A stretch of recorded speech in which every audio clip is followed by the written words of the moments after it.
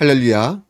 8월 22일 화요일 새벽 기도회를 하나님께 드리시겠습니다.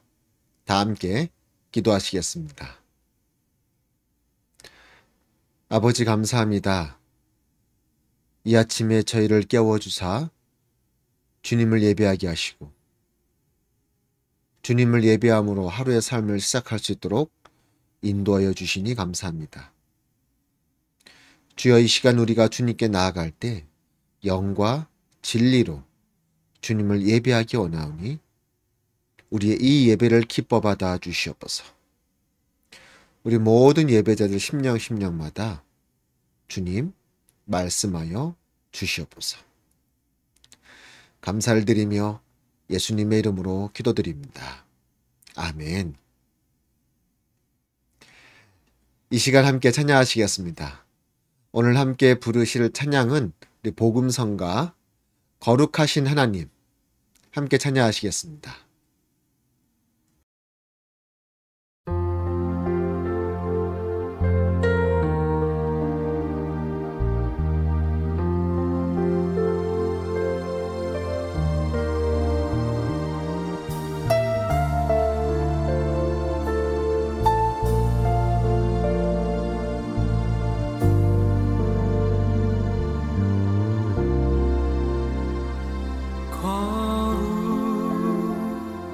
하신 하나님 주께 감사드리세. 날 위해 이 땅에 오신 독생자 예수, 나의 마음과 뜻 다해 주를 사랑합니다. 날 위해 이 땅에 오신 독생자 예수, 내가 약할 때 강함 주고 가난할 때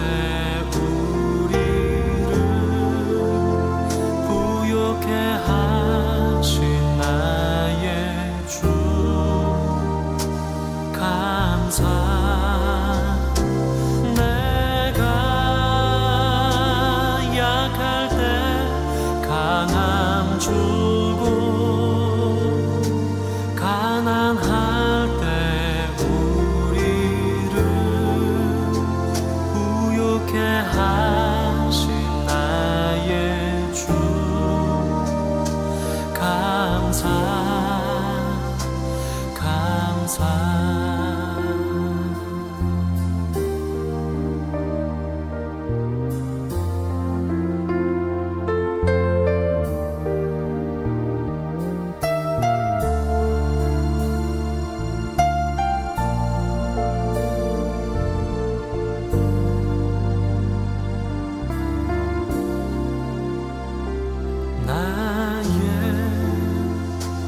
마음과 뜻 다해 주를 사랑합니다. 날 위해 이 땅에 오신 독생자 예수, 내가 약할 때 강함 주고 가난할 때 우리를 부욕해 하신 나의 주 감사. 내가 약할 때 강함 주고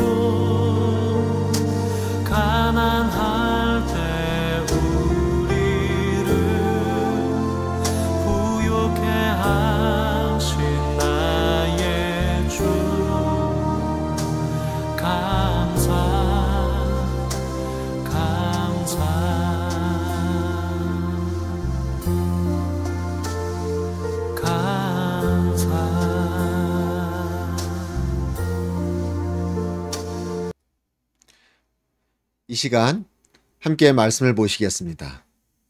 오늘 함께 나누실 말씀은 사도행전 25장 13절로 27절까지의 말씀입니다. 사도행전 25장 13절에서 27절까지의 말씀을 제가 봉독해 드리겠습니다. 수일 후에 아그리빠 왕과 버니게가 베스도에게 문안하러 가이사랴에 와서 여러 날을 있더니 베스도가 바울의 일로 왕에게 고하여 이르되 벨릭스가 한 사람을 구류하여 두었는데 내가 예루살렘에 있을 때에 유대인의 대제사장들과 장로들이 그를 고소하여 정죄하기를 청하기에 내가 대답하되 무릇 피고가 원고들 앞에서 고소 사건에 대하여 변명할 기회가 있기 전에 내주는 것은 로마 사람의 법이 아니라 하였노라. 그러므로 그들이 나와 함께 여기 오매 내가 지체하지 아니하고 이튿날 재판 자리에 앉아 명하여 그 사람을 데려왔으나 원고들이 서서 내가 짐작하던 것 같은 악행의 혐의는 하나도 제시하지 아니하고 오직 자기들의 종교와 또는 예수라는 이가 죽은 것을 살아있다고 바울이 주장하는 그 일에 관한 문제로 고발하는 것뿐이라. 내가 이 일에 대하여 어떻게 심리하려는지 몰라서 바울에게 묻되 예루살렘에 올라가서 이 일의 신문을 받으려느냐 한즉 바울은 황제의 판결을 받도록 자기를 지켜주기를 호소하므로 내가 그를 가이사에게 보내기까지 지켜두라 명하노라 하니 아그리빠가 베스도에게 이르되 나도 이 사람의 말을 듣고자 하노라. 베스도가 이르되 내일 들으시리이다 하더라. 이튿날 아그리빠와 버니게가 크게 위험을 갖추고 와서 천부장들과 시중의 높은 사람들과 함께 접견 장소에 들어오고 베스도의 명으로 바울을 데려오니 베스도가 말하되 아그리빠 왕과 여기 같이 있는 여러분이요 당신들이 보는 이 사람은 유대의 모든 무리가 크게 외치되 살려두지 못할 사람이라고 하여 예루살렘에서와 여기서도 내게 청원하였으나 내가 살피건대 죽일 죄를 범한 일이 없더이다. 그러나 그가 황제에게 상소한 고로 보내기로 결정하였나이다. 그에 대하여 황제께 확실한 사실을 아뢰 것이 없으므로 신문한 후 상소할 자료가 있을까 하여 당신들 앞 특히 아그리빠 왕 당신 앞에 그를 내세웠나이다. 그 죄목도 밝히지 아니하고 죄수를 보내는 것이 무리한 일인 줄 아나이다 하였더라. 아멘. 사도행전 25장 13절로 27절까지의 말씀을 함께 읽었습니다. 자, 아그리빠 왕과 버니게가 가이사랴에 있는 베스도 총독을 만나러 왔습니다. 저런 얘기를 하던 중에 이 베스도 총독이 아그리빠 왕에게 바울 이야기를 꺼내죠. 그러자 아그리빠 왕도 내가 직접 바울이 어떤 얘기를 하는가 좀 들어보고 싶다라고 이야기합니다. 그리하여 이번에는 바울이 아그리빠 왕 앞에 서게 됩니다. 여러분, 지금 바울이요 예루살렘에 올라간 뒤로 이런 재판장의 자리에 혹은 공회 앞에 여러 차례 앞에 서는 것을 볼 수 있습니다. 계속 서기는 서지만 어떤 특별한 결정이 나지를 않습니다. 무죄를 하면 풀려나야 할 것이고 유죄를 하면은 감옥에 갇혀야 되는데 이것도 저것도 아닌 상태에서 계속 이렇게 앞에 서기만 합니다. 예루살렘에서 잡혔을 때에 바로 공회 앞에 섰었죠. 그리고는 가이사랴로 내려가서 바로 벨리스 총독 앞에서 재판을 받습니다. 그런 후에 총독이 바뀌고 베스도 총독 앞에서 또 이 사도 바울이 재판을 받습니다. 그리고 오늘 이렇게 또 아그리빠 왕 앞에서 사도 바울이 또 서게 되는 것입니다.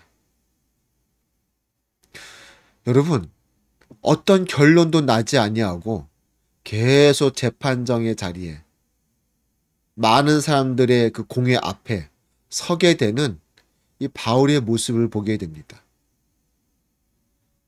물론 오늘날 우리가 한 사람의 죄를 확정짓기 위해서 뭐 1심, 2심, 뭐 대법원까지 계속적으로 이렇게 재판의 과정이 있긴 한데 그것은 조금 더 상위 법원으로 올라감으로 말미암아 조금 더 확실한 어떤 판결을 받기 위해서 항소하는 것 아닙니까?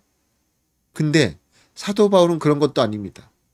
유죄다 무죄다 확실하게 내려지지도 않은 채 계속 사람들 앞에 계속 재판정 앞에 서게 되는 것입니다. 세상 말로 정말 짜증나는 일이고 답답한 일이고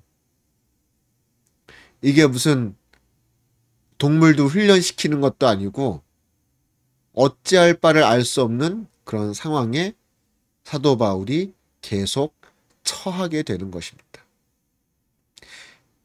아마 우리가 이런 사도 바울과 같은 어떤 상황 가운데 처했다면은 정말 어떻게 될 것인가 계속 걱정은 쌓여가고 두려움에 사로잡혀서 아무것도 할 수가 없었을 것입니다.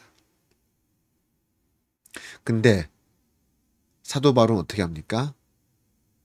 사람들 앞에 설 때마다, 총독 앞에 설 때마다, 재판정의 자리에 설 때마다 복음을 전합니다. 복음을 증거합니다. 내가 만난, 내가 믿는 예수 그리스도를 그들에게 전하고 있다는 것입니다. 때를 얻든지 못 얻든지 항상 복음을 전하는 사도 바울의 모습을 볼 수 있습니다. 사도 바울이 어딜 가서 이렇게 높은 사람들 앞에 복음을 전할 수 있는 기회가 있겠습니까? 재판정의 자리이니까 그나마 이렇게 높은 사람들에게 복음을 전할 수 있는 것입니다. 그래서 사도 바울이 계속적으로 이렇게 재판정의 자리에 서게 된 것은 어쩌면 그들에게 복음을 전하기 위한 하나의 길을 하나님께서 열어주신 그것이 아닐지. 여러분, 우리가 복음을 전하는 것, 복음을 전하기 위해 내 삶을 드리고 내 시간을 드리는 것, 바로 그것이 우리 그리스도인이 해야 할 가장 귀중한 사역 중에 하나인 줄로 믿습니다. 세상적으로 볼 때는 답답하고 두렵고 떨리는 이런 상황들의 연속이지만 사도 바울은 오히려 그런 시간들을 이용해서 복음을 전하고 예수 그리스도를 전하고 있는 것입니다. 바로 우리 모든 그리스도의 삶이 이처럼 항상 어느 때든지 복음을 전하는 귀하고 멋진 믿음의 삶을 살아가야 할 줄로 믿습니다. 오늘 하루도 여러분 누구를 만나시든지 간에 어디에 계시든지 간에 복음을 전하고자 내가 믿는 예수 그리스도를 증거하고자 최선을 다하시기를 주님의 이름으로 축원드립니다. 기도하시겠습니다. 주님 감사합니다. 사도 바울은 계속되어진 재판정의 자리에 서지만 오히려 그것을 이용하여 사도 바울은 복음을 전하고 있습니다. 주여, 우리 그리스도인들을 복음을 전하는 자, 예수 그리스도를 증거하는 자들인 줄 믿습니다. 항상 어느 때든지 예수를 증거하는 귀하고 멋진 믿음의 삶을 살아갈 수 있도록 힘 주시고 능력 주시고 붙들어 주시옵소서. 감사를 드리며 예수님의 이름으로 기도드립니다. 아멘. 하늘에 계신 우리 아버지여, 이름이 거룩히 여김을 받으시오며 나라의 임하옵시며 뜻이 하늘에서 이룬 것 같이 땅에서도 이루어지이다. 오늘날 우리에게 일용할 양식을 주옵시고 우리가 우리에게 죄 지은 자를 사여 준 것 같이 우리의 죄를 사여 주옵시고 우리를 시험에 들게 하지 마옵시고 다만 악에서 구하옵소서. 대개 나라와 권세와 영광이 아버지께 영원히 있사옵나이다. 아멘. 할렐루야. 오늘 하루도 주의 은혜 가운데 거하시기를 간절히 소망합니다.